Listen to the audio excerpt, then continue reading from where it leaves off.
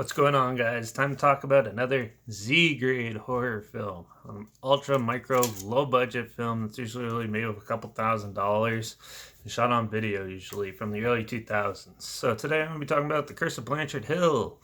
This is a horror slasher film released November 11th, 2006, and it was directed by Chris Hasenberg, who's also done films like uh, Red Herves, Dark Measures, Cycles in the Woods, to name a few. And it was also directed by Zach Klinfletter. I think that's how you pronounce his last name. This is the only film he's done. So, yeah. The Curse of Blanchard Hill is a typical slasher film. You have a whole pot. You have some guy. They have a killer in the woods who apparently killed someone in the 80s or something like that. And yeah, there's like now an urban legend about it, Blanchard Hill, of the killer roaming around. So a pile of teens go on a camping trip. They're young adults. They're more like 20-year-olds and stuff like that. They go on a camping trip and basically get murdered one by one or a couple at a time sometimes. And yeah, you're basically just watching these 20-year-olds get slaughtered and some other pointless throwaway characters come in throughout the film. Who get killed too, and you meet these dimwit cops who are trying to catch it and solve the crime, but they're really stupid and moronic. Yeah, it's your typical slasher film. What can I say? There's not much to it. This is a lot of people shit on this movie for a reason, and I can see why. It is pretty bad. The acting's absolutely terrible. The costuming and everything like that is ridiculous.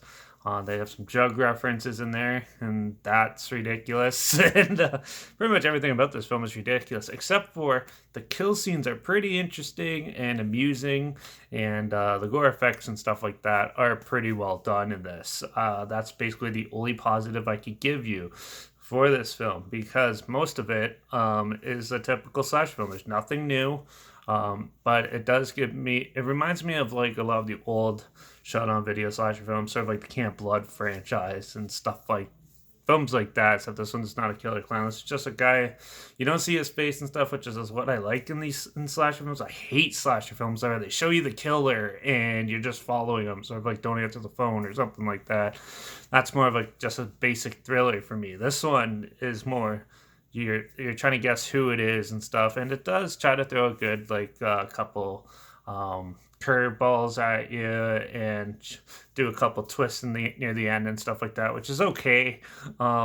Story wise though, it's pretty lacking. It's pretty basic and generic, and overall it's there's a lot of cool kills but terrible acting. It's hard to sit through, so be warned about that. But you can't just have gore and good kills to push through a good slasher film. You kind of have to have a decent character development and stuff like that, where this is extremely lacking and stuff. This looks like a beginner film anyway, so can't go too harsh on it. But yeah, this one I'm giving a 1 out of 5 because all it has was some pretty cool gore effects and some cool kill scenes. The rest of it was awful. So I don't know if you're into the same stuff I am. You might find this interesting, but for the most part, most people probably stay away from it. It's really hard to find now on the internet too. So yeah, I think this one's almost forgotten to time. So yeah, but Curse of Blanchard Hill wasn't what I was expecting.